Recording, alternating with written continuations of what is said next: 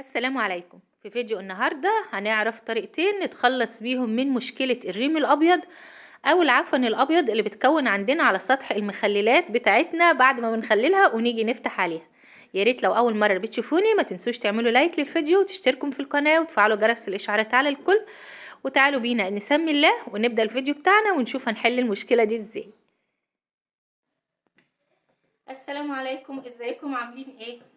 بصوا بقى، النهارده هنعرف مع بعض ازاي نتخلص من الريم الابيض اللي بيظهر فوق المخلل، فوق وش المخلل كده. بعد ما بنعمل المخلل وبنيجي نفتح عليه بتكون معانا طبقه بيضه او ريم ابيض. ده بصراحه عفن، ده عفن عباره عن بكتيريا اتجمعت فوق سطح المخلل اللي انت عاملاه. هنعرف النهارده طريقتين هتخلصنا منه تماما، وهنعرف ازاي ان احنا نتجنبه من البدايه. تمام. انا بصراحه كنت عامله مخلل زيتون اهو، ده انا كنت مخلله معاكم. والاولاد عندي فتحوا عليه بصراحه كمان قبل ما يستوي خلاص، واخدوا منه وما قفلوهوش كويس، وانا ما خدتش بالي منه خالص. فجيت مره واحده كده ببص عليه لقيت الريم الابيض او العفن الابيض ده موجود، وده طبعا بيغير في طعم المخلل تماما وبيبوظ الدنيا لو احنا مش لحقناه من الاول.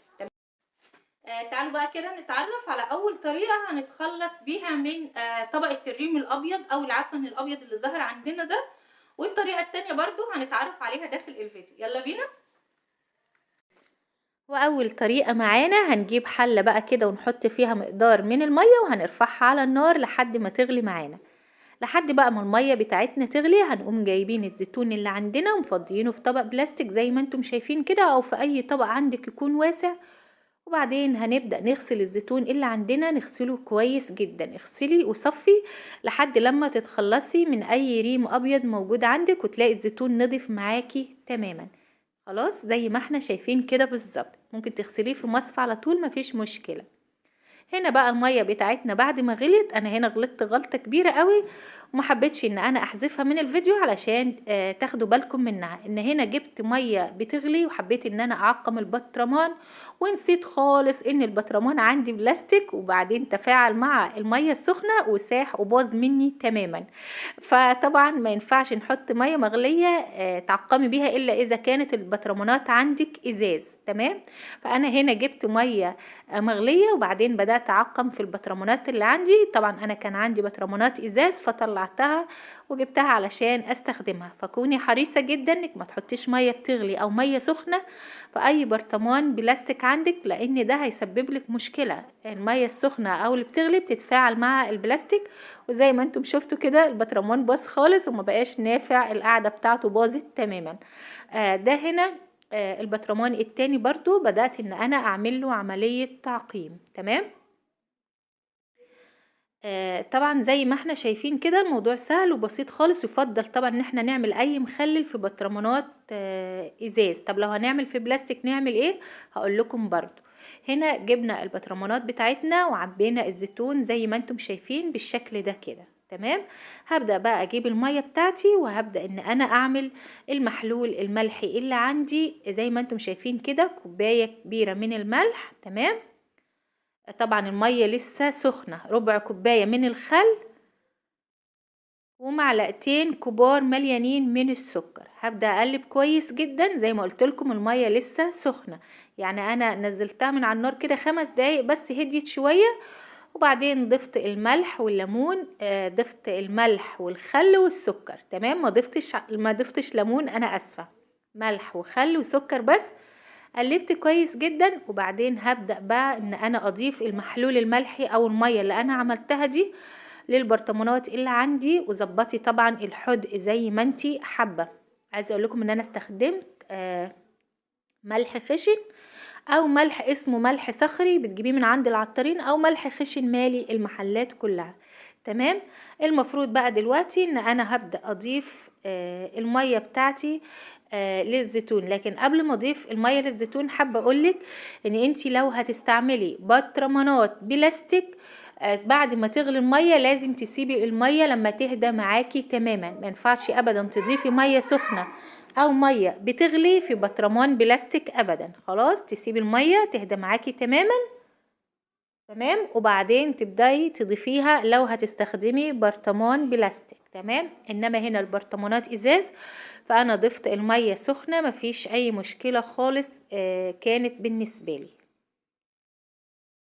طيب دي هنا كانت الطريقة الأولى، إن إحنا اللي بنتخلص بيها من الريم، إن إحنا بنغلي المية، بنعقم البطرمانات، بنضيف المية زي ما انتم شايفين كده.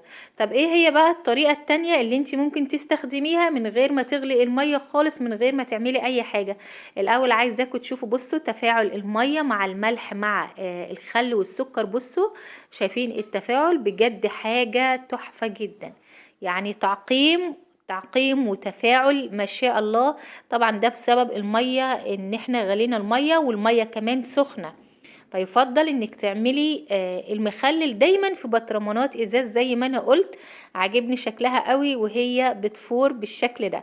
تعالوا بقى نقول لكم على الطريقة التانية اللي انت ممكن تعتمديها او تستعمليها من غير ما تغلي المية، او من غير حتى ما تعقمي، من غير ما تعملي اي حاجة. والطريقة دي انا بستخدمها دايما بصراحة. وهي ان انا بعد ما بعمل المخلل وبعد ما يستوي افتح عليه، بقوم جاية واخداه على طول حطاه في التلاجة، تحفظيه في التلاجة. عمرك ما هتلاقي طبقة الريم الابيض دي ظهرت عندك ابدا طول ما هو في التلاجة. بيبقى بتعملي لها برضو كنوع من انواع عمليات الحفظ، وما بيظهرش عندنا طبقة الريم البيضة دي، استحالة ان هي تظهر. احنا كده عرفنا الطريقتين اللي عندنا. الطريقة الأولى تاني بنغلي المية وبنعمل الخطوات اللي احنا شفناها مع بعض.